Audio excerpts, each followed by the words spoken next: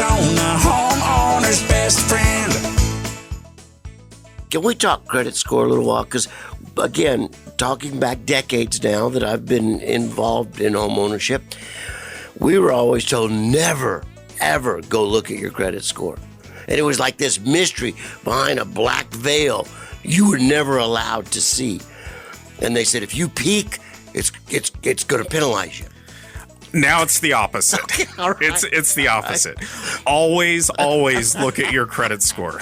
And it's much easier to do it now than it used to be. It's we've all seen when we log into our online banking or you log into your credit card, most of the banks will have a dashboard that has your credit score available to you right as you log in.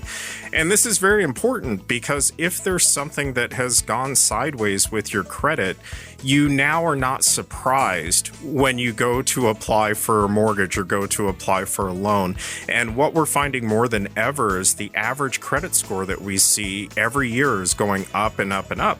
And I believe that to be the accessibility of credit scores and how easy it is to see your credit information, and it's free.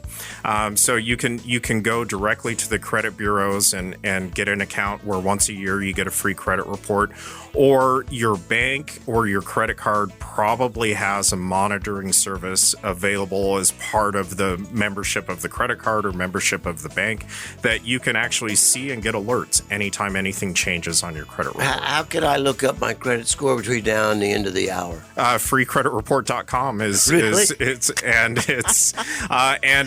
scared to do it. You'll set up your account. It's free, and it's very important information and very useful information if you know that you're going to apply for credit in the future. I was surprised when you mentioned that the average credit score in America right now is 717. Yes. I can remember in my late 20s, I was buying a used pickup truck, and he looked at me and said, Rosie, you're in the 700 club. I said, what is that? He said, well, your credit score is above 700. I said, is that good? Yeah, that's good. He says, you can buy any car on the lot.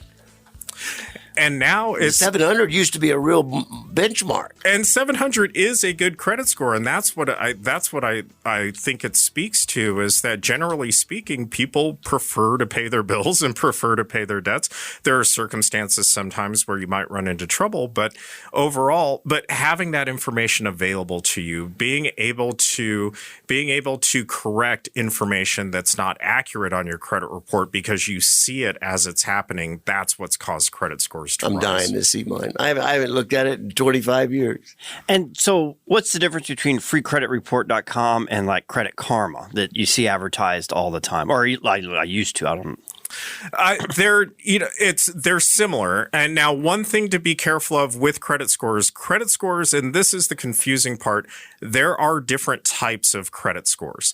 And while it's all Experian, TransUnion, Equifax, as far as the three major credit bureaus, within each of those bureaus, they have several different scoring models.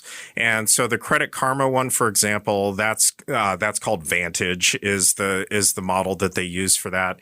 And they just weigh things differently. And so you'll sometimes, and people have had this happen where they've looked up their credit score. They've seen that it's 750.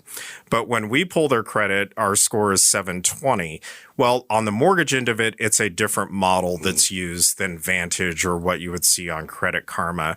But that gets into the weeds more than you have to sometimes. What's most important is just looking at the history, looking at the trend. So if you're somebody that's been working on your credit, whether it's a Vantage score or a FICO score, if the trend keeps going up, it's going to be the same for everybody and you're going in the right direction. Or if something negative shows up, it's going to affect both models. Rosie on the house, every Arizona homeowner's best friend.